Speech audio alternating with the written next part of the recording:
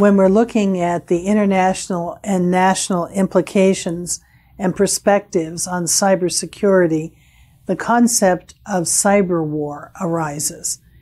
And an overarching question for me and for other researchers is when nation states are involved with malicious activity online, when is a breach a crime and when is it an act of war?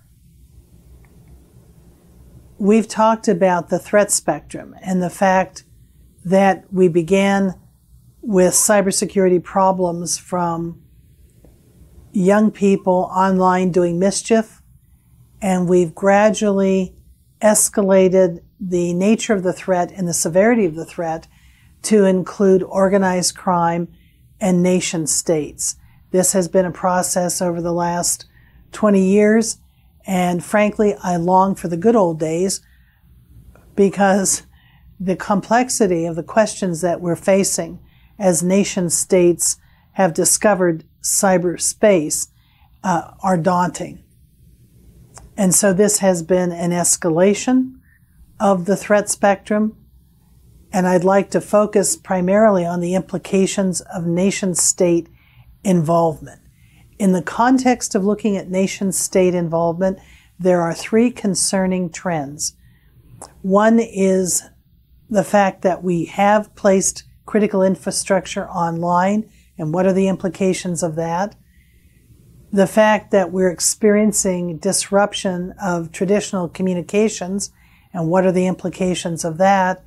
And finally, we're facing growth in devices that are connecting to the internet, and we call it the Internet of Things, where everything from your refrigerator to your lawn sprinkler to handheld devices are now connected to the internet, and what are the implications of that?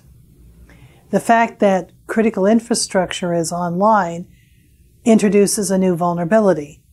I go back to the old days when infrastructure, the grid, water infrastructure, was standalone, and I can recall having worked on energy management systems and not had an easy time getting into the facilities that we were building.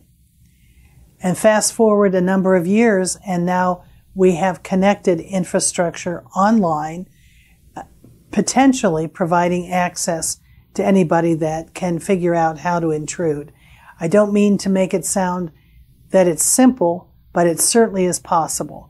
And you can read online of incidences where those kinds of intrusions have happened and the consequences. So in the context of nation states having access to the internet and occupying cyberspace, critical infrastructure can be an irresistible target. You only have to think back to old World War II movies to know that the targets of adversaries were, and they did include critical infrastructure. If you can destroy the homeland, destroy infrastructure, you have military advantage.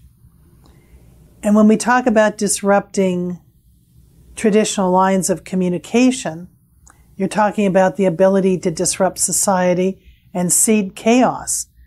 What happens if one of those infrastructures that you intrude and take out is the communications infrastructure? What about 911 facilities?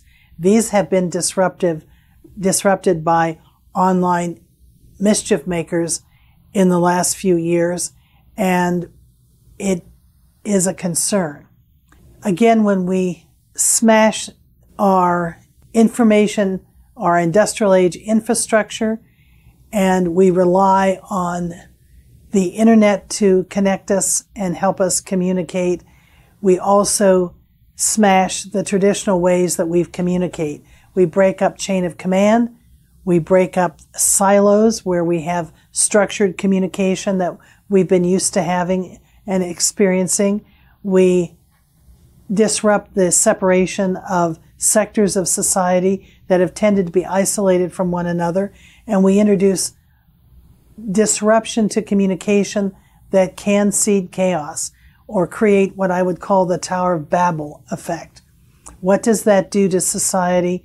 What would not accessing the emergency phone lines do to a society that expects a response to, in this country, a 911 call? And now we look at the Internet of Things. We have an exponential growth in vulnerability as we introduce new devices to the Internet. This gives us new risks to consider. We have the potential of creating the erosion of trust, because we certainly know that we're inviting third parties, Internet service providers, intermediaries that we don't control to have access to our information. And what does that do? What happens when software is developed in another country and we upload it automatically to a device? How are we screening that software for problems?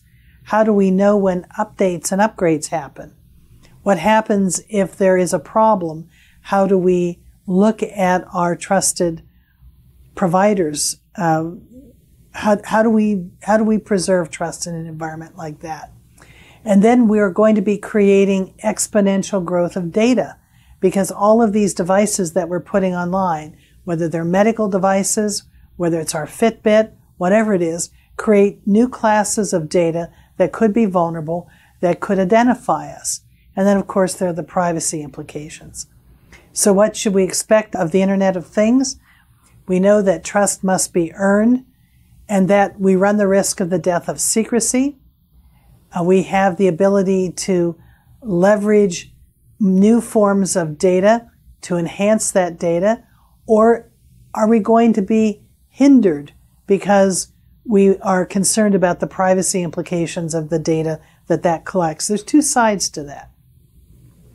We have a more intimate relationship with the grid and with our devices. There was a movie that came out not that long ago that created a romantic relationship between the lead actor and his mobile device. I mean, we are merging humans with machines. And what does that mean? What does that mean to privacy? What does that mean to the way we relate to our environments?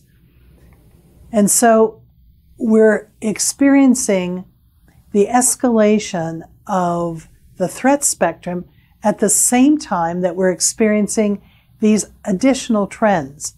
And they're all coming together in an interesting, I hope not, but what may appear to some of us as a potential perfect storm. We're now seeing massive internet outages. I've provided links to a couple that have occurred that have gotten attention. We saw segments of the internet go down in the United States. We've seen segments go down in other countries around the world, Estonia, Ukraine. What are the implications of that? We had massive Amazon service outages. Cloud services are being relied upon more and more by multiple entities. And what are the implications of that? From the university's perspective, we lost access to our learning management system.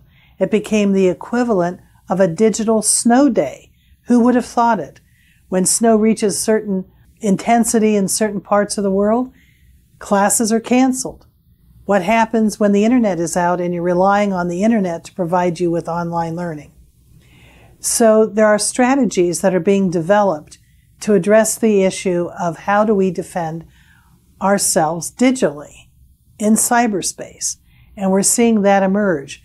NATO, the U.S. Department of Defense, and others are coming out with strategies for how do we know when a war condition exists. We've talked about cybercrime. We know what cybercrime is: stealing money from banks online, extorting people online, grabbing their information, ransomware that seizes people's computers and requires a payment to release the system back to the individual. But what about this growing possibility of a cyber war? We're seeing that cyber components of armed conflict are increasing. How do we deal with that as we are a society wrestling with unintended consequences of how interconnected we become?